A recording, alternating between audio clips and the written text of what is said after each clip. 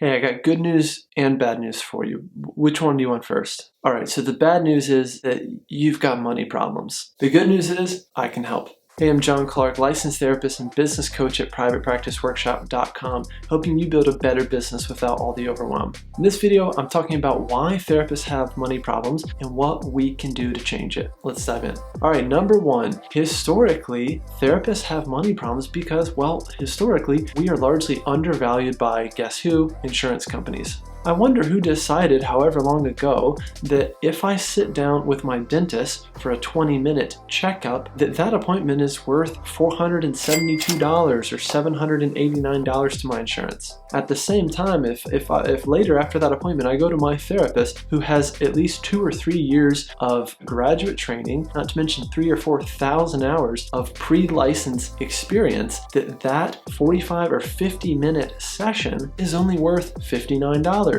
or $89 or at the very highest maybe $111 or something like that. When you put it this way, it seems a little insane, right? I think so. So again, the problem is that one part of why therapists have money problems is because we're largely undervalued by insurance companies. And guess what that means? Well, that means that we're largely undervalued by a lot of consumers as a result. Number two, a lot of therapists, I hate to call you out, have a personal history of being just the good guy or the mediator or the person who's kind of never a burden or never asking too much, or the person is just always kind of subservient and helping to the point of being a martyr and never taking care of your own needs first. This is a real risk for therapists. This is a real problem for a lot of therapists that I see and that I meet through my work. So you got to stop and take a second, just think about what is my kind of money story, right? What was I told about money growing up? What was money's role in my household growing up? How did my parents talk about it, right? What happened when I asked for a few dollars when I was a kid and wanted to buy something or get something to eat? And then what were the messages I received about what if I make money, or what if I make a lot of money, right?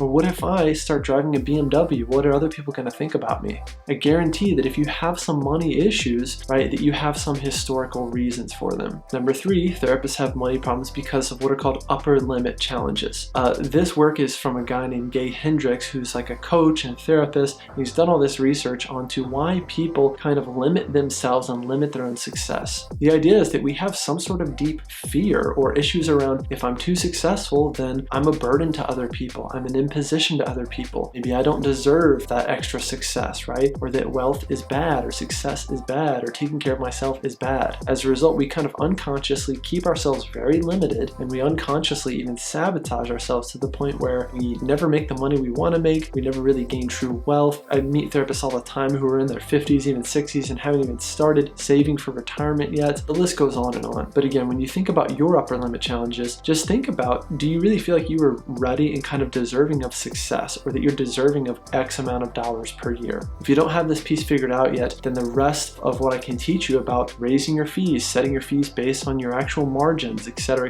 all that stuff is going to fall completely flat. So again, you have to do this internal work first before you move forward. Number four, and this is probably my favorite one, especially if you're a therapist who likes poking around in free therapist Facebook groups, is therapists love to money shame one another. I see this all the time. A new therapist pops into a Facebook group and says, hey, I'm thinking about charging, $175 per session. What do you guys think? Or hey, other therapists in my area, do you think $175 is too high? Or maybe that's higher than most therapists, or the therapist next door only charges, $120. They've been a therapist for like 30 years, so I definitely can't charge more than them, right? Or if they're charging $130, that's probably based on, something, right? That's probably about the right price. So I'm going to price mine, just $5 less than that. Let's face it, a lot of therapists have no idea how to set their fees appropriately based on their actual income goals, their personal financial situations, their profit margins, etc. I'll link to a video here, a video that we made about how exactly to set your fees in private practice the right way. By the way, therapists, we've got to stop money shaming each other. That's the only way to really overcome this once and for all, to advance the profession of therapy, and therefore for us to really take care care of ourselves and at the same time reduce mental health stigma by really promoting the value of therapy in the first place. You can't have a sustaining career-long private practice that's successful unless you charge what you're worth. You're going to need to charge a lot more than you're even comfortable charging if you really want to be successful and make the money you deserve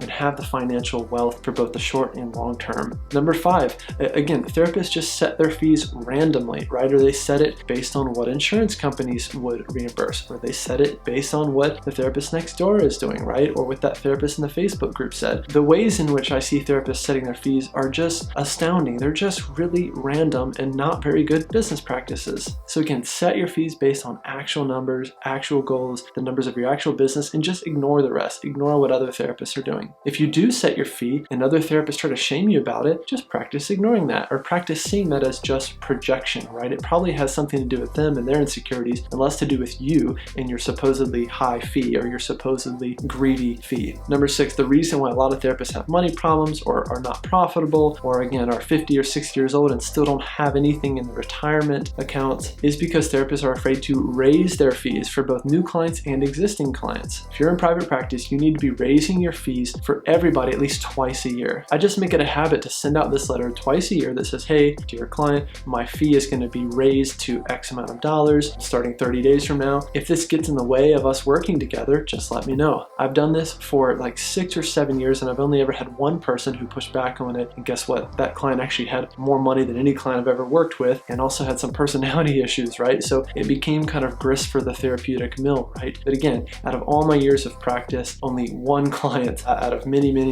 have ever even pushed back on it. And even so, we worked through it. Ultimately, I still raised the fee for that client and we just worked through the relational kind of clinical issues that came up as a result. So you got to push through your fears, you got to raise your fees, you got to constantly be pushing your fees up, if for no other reason than that little thing called inflation. There you have it, 6 reasons why therapists, you've got money problems, but the good news is I'm here to help. What did you think about this video? What did you think about the points I made? Let me know in the comments below. If you liked the video, hit that like button, hit subscribe while you're at it, check out all the other videos in our channel. If you want help with this or any other piece of your practice, just head to privatepracticeworkshop.com, check out our programs, and to apply now. Look forward to working with you. See you soon. Cheers.